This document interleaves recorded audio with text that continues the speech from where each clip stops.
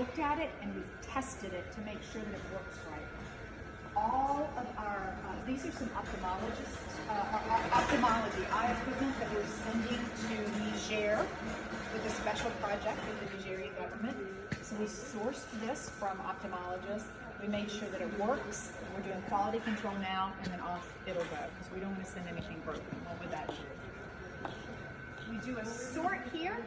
We're going to take everything and say, what is it? Is it a bed? Is it material? Is it equipment? And then from there, we bring it down to these giant sorting tables. And this is what the majority of our volunteers do. They take big boxes of things like those bringing over.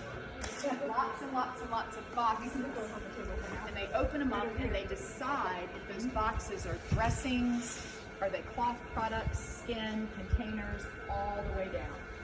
So we sort them the first time from little boxes to giant boxes.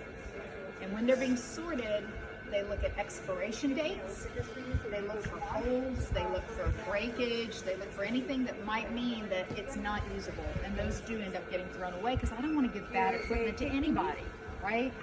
So sometimes things do end up getting thrown away, but we fix and repair and try to keep everything we can. So hours and hours in the sorting area.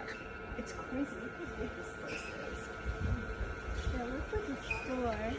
It is kind of a store. It's a shopping store for medical equipment and supplies. I totally agree. So, once it gets sorted here, it does go inside for a second set of quality control and sorting, and then it ends up in these boxes that you see. Everything is checked for expiration dates. It has quality control. It gets like an inventory on it. So we can tell you by that number on the green container, we can tell you exactly what's in there, how many of them, and when they expire. Keep track of all of that in a giant computer. So we have 7 warehouses just like this. This is how much medical supplies get donated to us. See? This is amazing. So we've got a full group of volunteers here today going through. Sometimes if things haven't been used and we end up having them sit on the shelves for a while, we'll pull them back down and just make sure they're still good. And we've got all of them. It looks disarray, but I promise you there is a logic to all of this. Now, we talked about power, right? Have you traveled internationally yet? No. Okay, when you go international, you're going to realize that anything you take, maybe your phone charger, if you have things you use in your hair, whatever that you plug in, probably isn't going to work outside of the US because we have different power. Because of that, we have transformers and converters.